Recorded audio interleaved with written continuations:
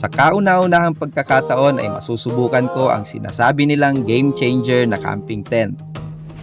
Throw the bags in the bag, hit the road before dawn.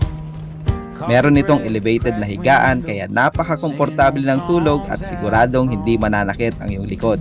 This love for camping will last forever. Mud on our boots, sleeping under bad weather.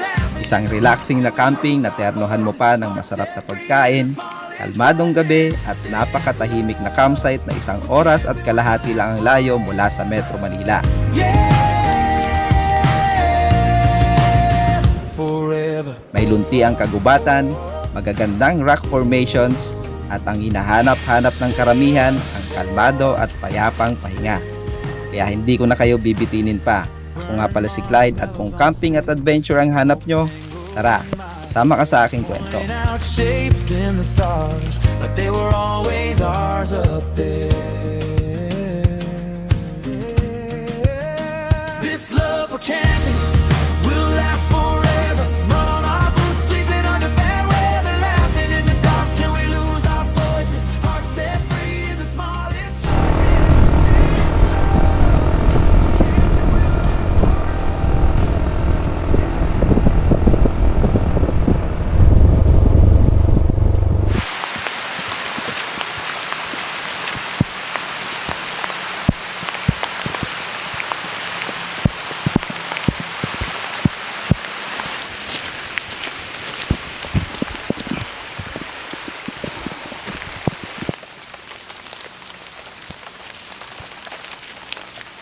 Welcome na naman sa panibagong camping at adventure na episode dito sa ating YouTube channel. Dito tayo ngayon sa isang private campsite. Naglalakad tayo ngayon papunta dun sa pinaka camping spot. At medyo malapit lang din naman. Ilang minuto lang din. 5 to 10 minutes na lakad. Actually, andito na eh. Malapit na. Natatanong ko na yung ating magiging spot. Samahan nyo muna ako sa episode natin ngayon. Magka-camping ulit tayo. At kita nyo naman, inuulan tayo. Isang rainy camping episode to ngayon. Pero ayos lang kasi paniguradong maganda yung spot natin yan. May maliit na tulay. Baba lang tayo dito. Alam ko ito yung daan eh.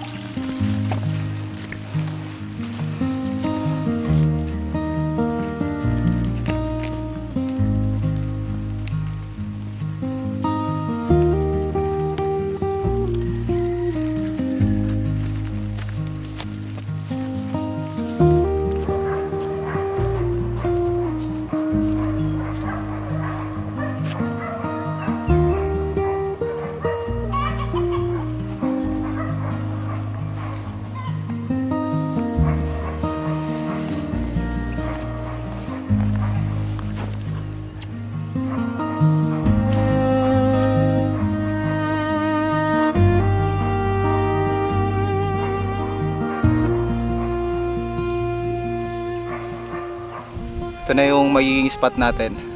Flat grounds naman dito. Dito tayo maglalatag ng ating tulugan. At swerte natin, solo natin yung campsite sa ngayon. Hindi ko lang alam kung may darating na guest. Pero as of now, itong napakalawak na campsite at napakagandang campsite, solong-solo natin. Set up na tayo ng ating magiging shelter habang tumigil yung ulan. At baka mamaya bumuhos pa ng mas malakas. Madali lang naman set up yung ating shelter.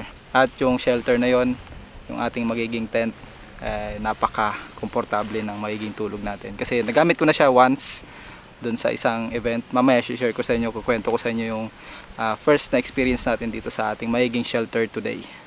Set up muna natin at ipapakita ko sa inyo. Solid ng campsite na to. Ganda. Nandito sa dalawang bag na to yung ating mga gamit. Andito na lahat yung tent, yung iba pa nating pantulog, yung mga extra na damit natin, Tapos dun sa isang bag yung maliit, yung nasa tangke natin o yung ating tank bag, lahat ng electronics natin ay nandun.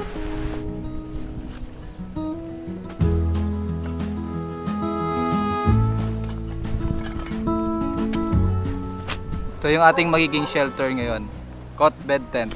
Ito yung pinaka cot nya o yung pinaka bed ng ating magiging tent.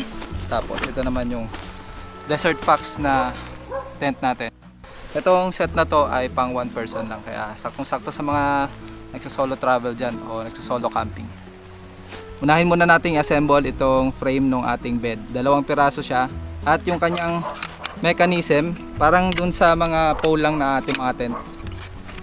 Ganyan lang siya binubuo.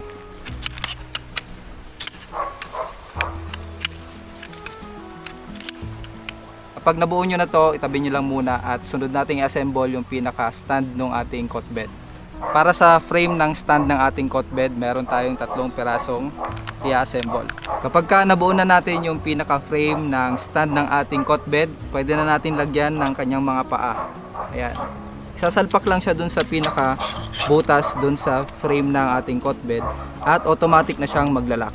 At kapag ka naka-assemble na kayo nung pinaka stand o yung frame ng stand ng ating cot bed, pwede na nating ilagay yung sheet dun sa ating pole na isusuksok natin dito sa mga slot na to. Siguraduhin mo lang na yung pinakadulo niya ay hindi lalabas dito sa pinakatela. Tapos mamaya dito sa pinaka edge niya kung saan mo pinasok yung pole natin, dun mo siya ilalak. Kailangan hindi rin nakalabas yung pole. Dapat ganyan yung itsura niya.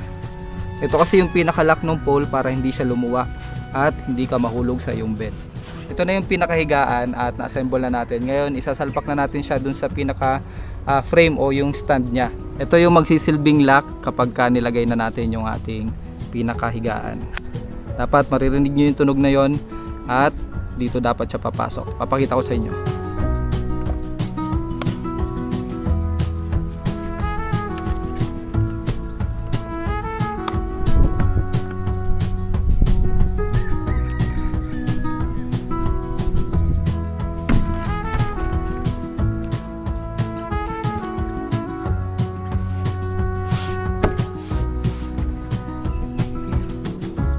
Natapos na natin buuin yung ating pinaka cot bed at ngayon isusunod naman nating i-assemble yung ating pinaka tent na ipapatong natin dito sa ating cot bed.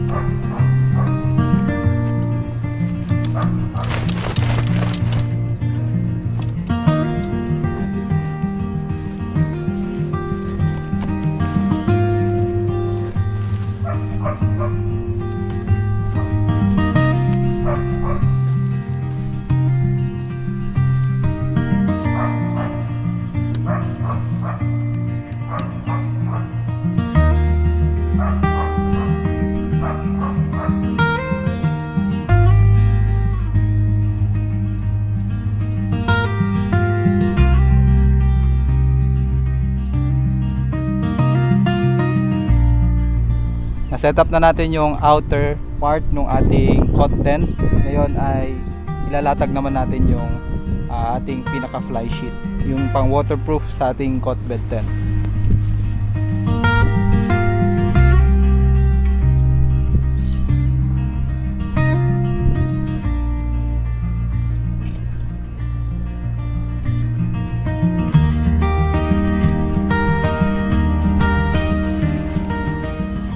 Pag ilalagay nyo na yung pinaka fly tarp nyo o yung waterproofing ng inyong cot bed tent, make sure lang na sundin nyo tong guide na to. Ang purpose niyan kung bakit merong ganyan dito sa ating mga tent ay para masentro nyo yung inyong pinaka fly tarp. Kasi kung minsan kapag naghahatak na kayo ng inyong mga guidelines ay nawawala sa sentro yung inyong fly tarp.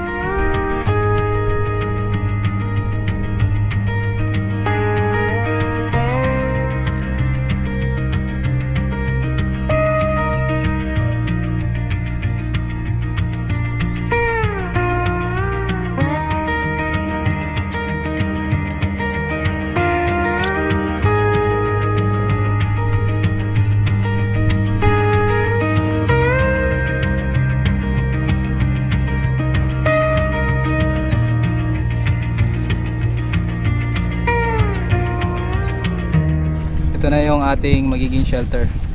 Cot bed tent. Pakalawak ng campsite. At ang best thing, napapalibutan tayo ng bundok. So kahit na bukas talagang sumikat yung araw, matatabunan pa rin tayo ng anino ng bundok. At itong nasa likod natin, yan ay yung pinaka trademark nitong campsite na to. Dahil merong 3 bato dito sa likuran ng ating pinaka spot, kaya tinawag itong campsite na 3 bato campsite dahil sa stone formation na yan, yung rock formation na nasa taas.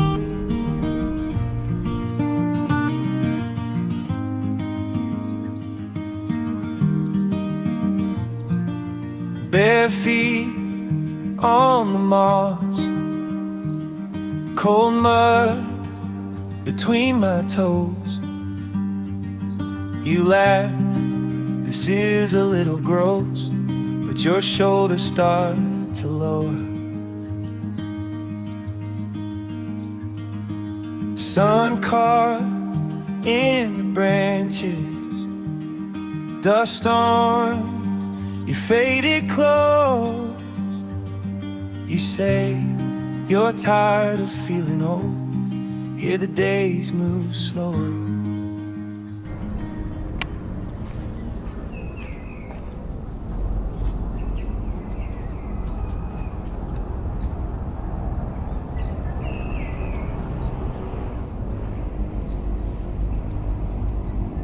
Hanap lang tayo ng konting tuyong kahoy para makapagsiga tayo mamaya.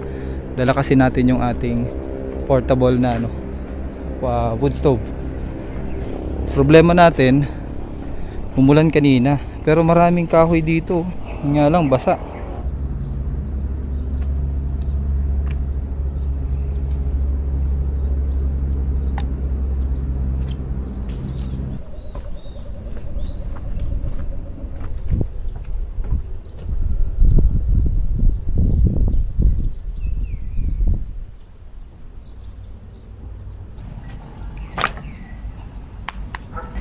Ito yung ating wood stove na sana ay gumana ngayon dahil basa yung kahoy na mga nakuha natin. Sana ay mag-apoy pa din. Pag umorder ka pala nito, may kasama na siyang lagayan, carrying bag niya. Tapos ito na yung in-order ko, yung pinakamalaki. Dalawang klase kasi ito, isang maliit at itong ganitong size. Kaya ito yung pinili ko kasi gagamitin ko rin naman kapag nagka-car camping. Hindi kasi enough yung size nung maliit kapag mag-iihaw. Pang ano lang talaga siya, parang lutuan lang at yung typical na stove lang na kayang magluto ng pang isang tao. Ngayon kapag nagka-car camping tayo, kailangan natin na medyo mas malaki, lalo na pagkasama yung pamilya natin. Kaya mas pinili ko na tong malaki. Kaya din naman dalhin kapag moto camping eh. Yun nga lang, medyo mabigat talaga siya. Pero uubra din naman. Assemble lang natin at simulan nating subukang paapuyin yung mga nakuha nating basang kahoy. Ito yung pinakailalim niya. May grill siya para dyan ilalagay yung mga kahoy o di kaya uling. Tapos kaya ganito na yung kulay nito kasi nagamit ko na siya ng isang beses. At effective. Naalala ko meron pala ako ditong fire starter na ginawa, DIY lang. Ito yung cotton buds na sinoke ko sa petroleum jelly. Ito yung gagamitin natin pang paapoy.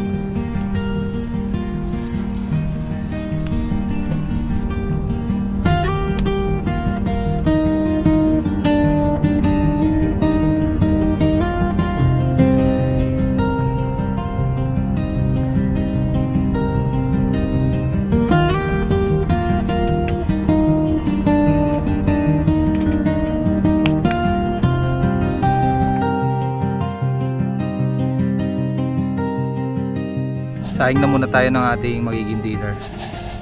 Ating bigas. Tapos meron naman akong baon dito na sausage. Prituhin ko na lang muna. At yun na lang muna yung ating magiging dinner. Kasi hindi ko mapaapoy yung ating kahoy. Sobrang basang basa talaga. At konti lang yung laman nitong ating butane. Hindi ko kasi na-refillan sa bahay. Buti nga may laman pang kaunti.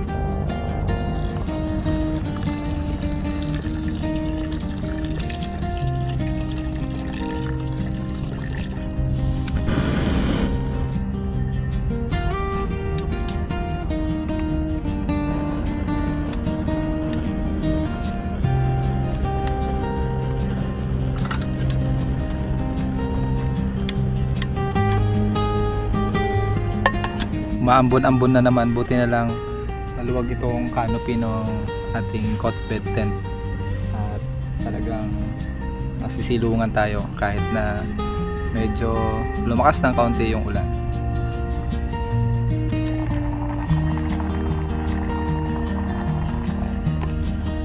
Sana ay hindi camperize. Ito yung pangit kapag ka rocket stove eh. Medyo lakas sobra yung apoy, hindi kontrolado. Luto na kagad yung ating rice at hindi siya camper rice. Tingnan nyo. Oh ha? Nag-moist pa. Legit na rice yan.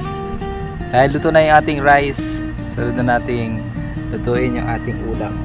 Sinimplihan ko lang talaga yung magiging dinner ko ngayon kasi ang gusto ko lang ay magpahinga ngayon at enjoy nitong aking cot bed tent.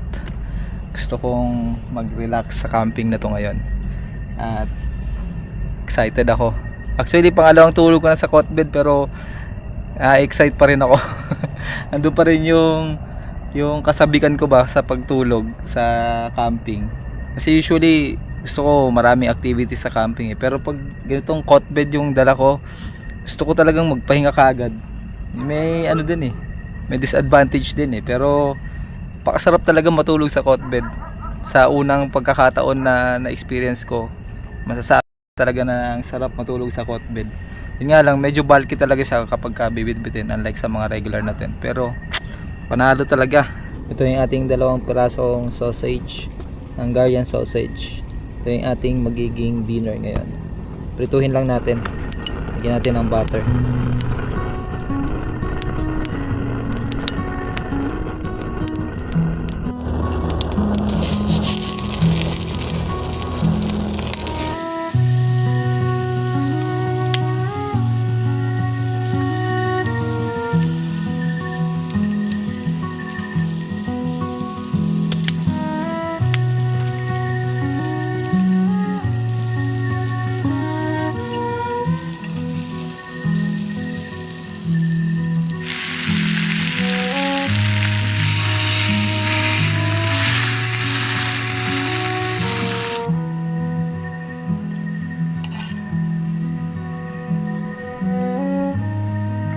Ito na yung ating simpleng dinner.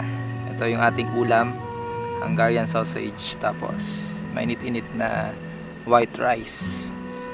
Kain na tayo para makapagpahinga tayo ng maaga at makapag-relax tayo.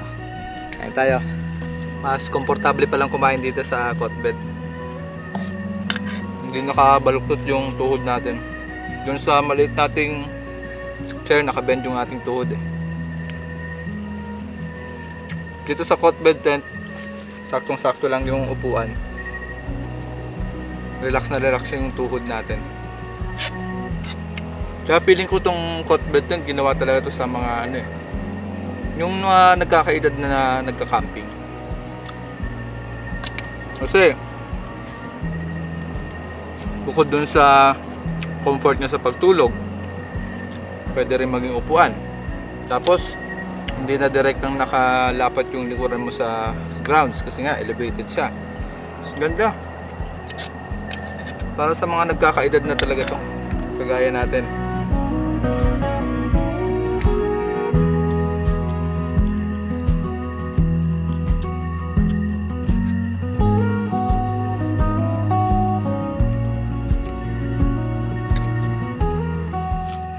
Para sa ating panghimagas, meron tayo ditong mansanas. Kuhain lang natin. Ay siya nga pala, itong ginagamit kong kutsilyo ay hindi naman bago. Nagamit ko na pala ito sa Benguet, pero parang gano'n na nga, medyo bago-bago pa din. At ito ay isang multi-tool. Hindi lang siya basta pocket knife. Marami siyang ibang functions. Meron siyang gunting. Ito, merong mga pambukas ng lata, may pambukas ng bottle, merong ito yung kutsilyo nga, tapos meron pa siyang flat screw at Phillips screw. Saan na ba yun? Yeah. Medyo matigas lang tanggalin. Ito. So, multi-tool siya. Hindi lang siya basta pocket knife, kaya nagustuhan ko to.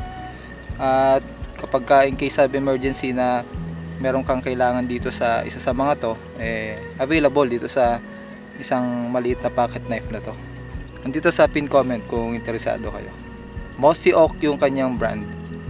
Alam ko paubos na nga yung link na shinare ko dito noong nakaraan kasi sobrang mabenta. Mura lang kasi, parang 400 lang. Tsaka stainless steel na siya, hindi siya kinakalawang.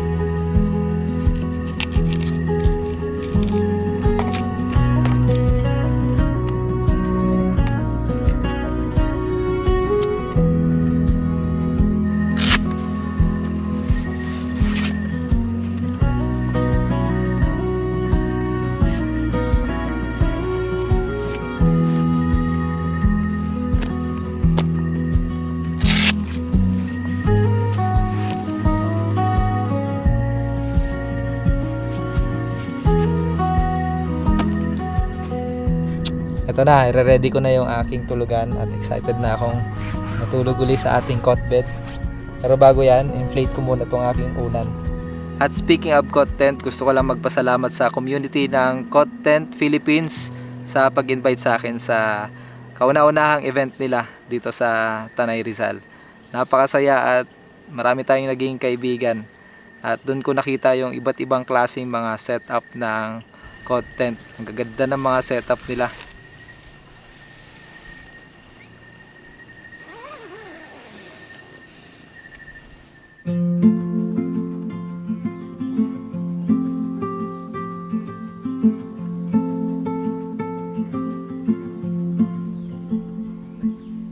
Footprints in the morning dew, backpack hanging off one shoulder, thermos coffee, sky turned blue, breath a little cloud in the cold. Sarap matulog sa cot tent. Hindi sumakit yung likod ko. Sarap. Moving, but my mind feels still. Every step a small new chapter. Every hilltop soft as a quilt. Cot tent setup para sa mga nagka-camping na trentahin na o yung mga nagkakaedad na mahilig mag-camping. Pakasulit ng tulog. Sarap. Hindi masakit sa likod. Spider webs like silver wires, stones that wobble, roots that climb, quiet towns behind the drive. Adventure, calm as nature. Ito yung sinasabi kong bukal na swimming pool kagabi na dapat ay liliguan natin pero dahil sobrang lamig mga hindi kaya pero mukha lang siyang madumi, malinis yan kasi flowing water yung pinanggagalingan ng tubig nito. Talagang galing sa bundok tapos bumabagsak lang dito at continuous lang yung pagpalit ng tubig niya.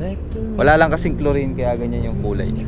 Pero malinis yan at pwedeng tiguan. Let the river rewrite guilt. Let the river rewrite guilt.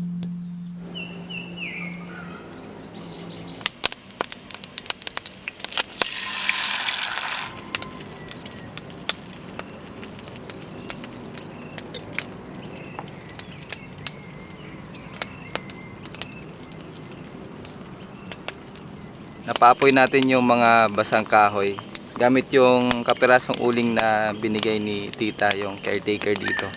Ito yung kagandahan kapag wood stove, talagang mapipilit mo yung basang kahoy na umapoy kasi nga nakakulob yung init dun sa mismong wood stove kaya wala siyang choice kundi magliyab kapag meron ng konting baga yung ilalim ng wood stove, which is yung naging tulong nung uling na binigay sa atin.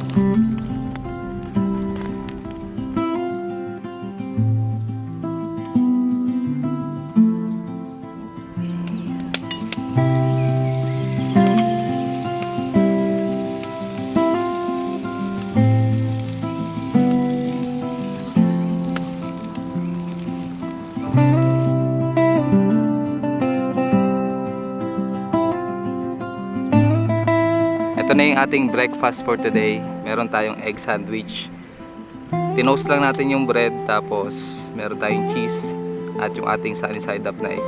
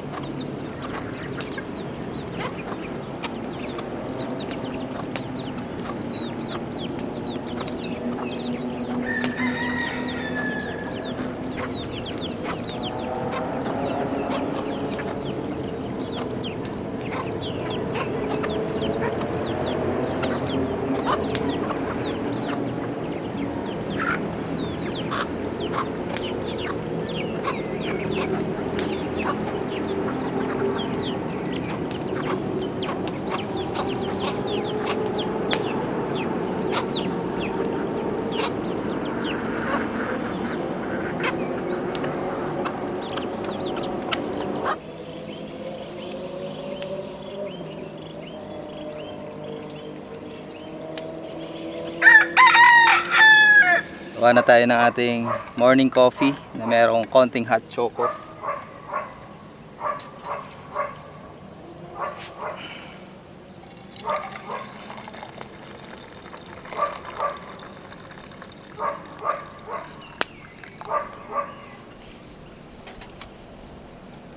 Nilagay ko na dito sa lagayan ko yung condensed milk ko.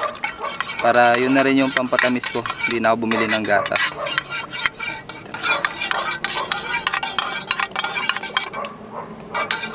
Hot choco na mayroong brewed coffee.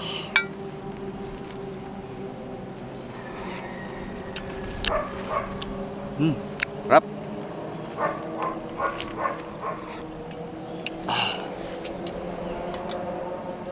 Yung kalahati, mamaya ko na yan. Para meron pa tayong tira mamaya.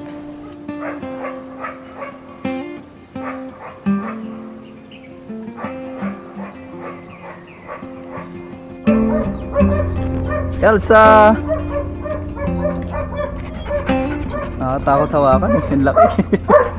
Pero mukhang ano yung friendly.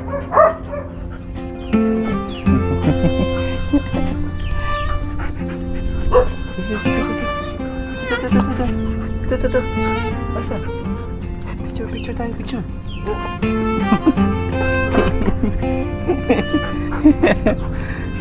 Malambing ka naman pala eh. Maingay ka lang talaga. Pero malambing naman pala siya. Uy. Si Pepsi, hindi. Medyo ano no, stricto si Pepsi eh. Mga guard dogs dito sa Tatlong Bato campsite. Si Elsa mabait eh. Ito, mukhang masungit yung isa eh. Always all sweet. Binalik na natin yung hiniram natin na mga kahoy dito. Ito ay pang bonfire area nila. Tapos yung mga kahoy na hiniram natin kagabi, parang mga maliliit na chair nila. Tapos pakita ko lang sa inyo yung lawak ng camping grounds nila. Kasi dito, ito yung pinakamalayo dun sa spot natin, dun sa may pool. Pero tignan nyo, flat grounds pa rin yan. Hanggang dun sa pinakababa, flat grounds pa rin. Pwede kang maglatag din ng tent dito. Ayan, hanggang sa pinakababa dito, merong flat grounds. Baba pa tayo konti. Para ma-visualize nyo lang na kahit ganun sa aerial yung itsura nitong campsite, eh napakalawak pa rin ito. Ayan o, sobrang daming campers pa rin maka-accommodate dito. Tapos, ang kagandahan dito, kapag mahilig ka maghamok, maraming punong pagsasabitan. Pero kung tent, pakadami. Daming pagpipilian na camping grounds. Pero mas maganda pa rin kapag naka-tent ka. Kasi kahit saan ka pumili dito, naka-incline man yan, mabato, di kaya maputik yung ilalim, safe na safe ka pa rin kapag naka-tent bed ka. Ito yung pinakababang parte ng campsite. May trail pa siya dito.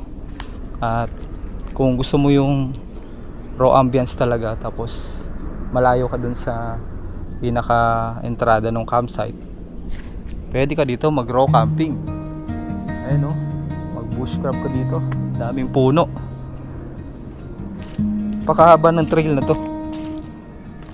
Siguro kapag tag-ulan, yung talagang tuloy-tuloy yung ulan, kakaroon ng water formation dito kasi parang mayroon siyang daanan ng tubig sa baba.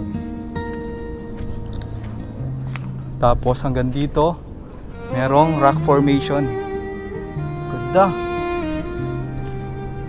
Pwede itong mini trail, side trip kumbaga. Kasi marerelax ka sa trail dito. Ayun o. Relaxy lang siya. Tapos puro mga batuhan na. Tapos may mga rock formation dito sa mga gilid-gilid hanggang doon sa pinakataas. Ito kasi yung pinakababa nung kalsada ng Marilaki Highway, yung karugtong nung protected land area ng Marilaki. Ito yung karugtong nun. Pero ito mga private na owned na land na to, kaya may mga ganitong campsite.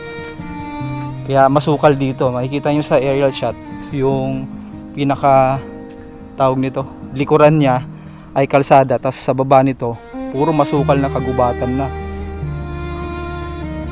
Ito na spot na to. Meron ditong malaking rock formation. Tapos ito yung best na pwedeng pang bushcraft po. Ganda niya no. Tapos dito ako maglalatag ng tent. Ganda.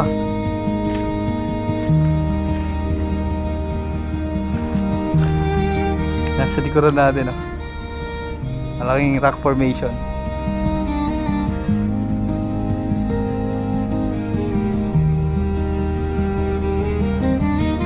Ganda, napaka peaceful ng lugar. Kung gusto mo talagang mag-disconnect sa ingay ng syudad at sa polusyon ng city, pakaganda ng spot na to.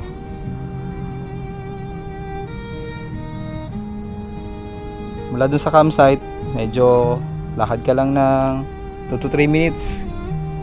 Ito yung dulo ng trail. Merong malaking rock formation. Ganda dito, presko, malilim. Kahit na magtatanghali na, wala pa ring sikat ng araw na lumulusot sa mga napaka sukal na mga kapunuan dito. Sarap! Pabalikan natin tong spot na to at dito tayo magka-camp. Yan yung area na yan. Subukan nating mag-spot doon.